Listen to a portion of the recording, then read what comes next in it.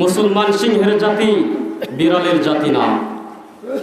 মুসলমান খালেদ বিন ওয়ালিদের উত্তরসূরি, গর্জে উঠা সেই উমর ফারুক রাদিয়াল্লাহু তাআলা আনহুর উত্তরসূরি।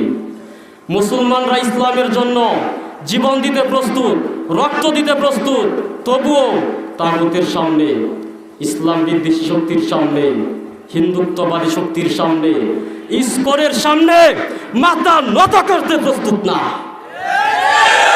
আজকে হিন্দুত্ববাদী শক্তিরা আমাদেরকে হুমকি দেয়। আজ কেন আমাদের এই অধপতন? সারা বিশ্বে মুসলমানরা নির্যাতিত, এমনকি বর্তমান ফিলিস্তিনের মুসলমানরা নির্যাতিত, নিপীড়িত, লাঞ্ছিত, বঞ্চিত, অপদস্থ।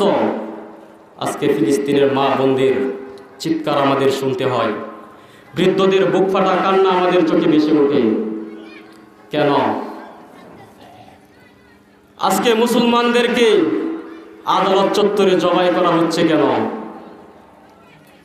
এই পৃথিবীর অর্ধেকটা মুসলমানরা শাসন করেছিল।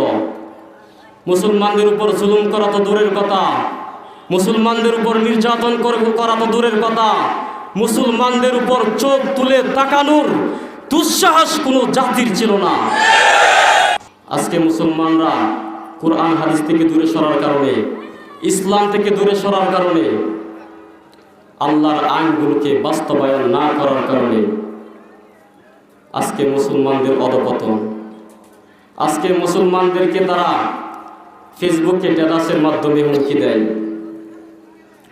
সেই হিন্দুত্ববাদী শক্তিরা বলে, যতদিন পর্যন্ত তাদের প্রভু চিন্ময় চন্দ্রকে না চারা হবে, ততদিন পর্যন্ত তারা তাদের কাজ অব্যাহত রাখবে।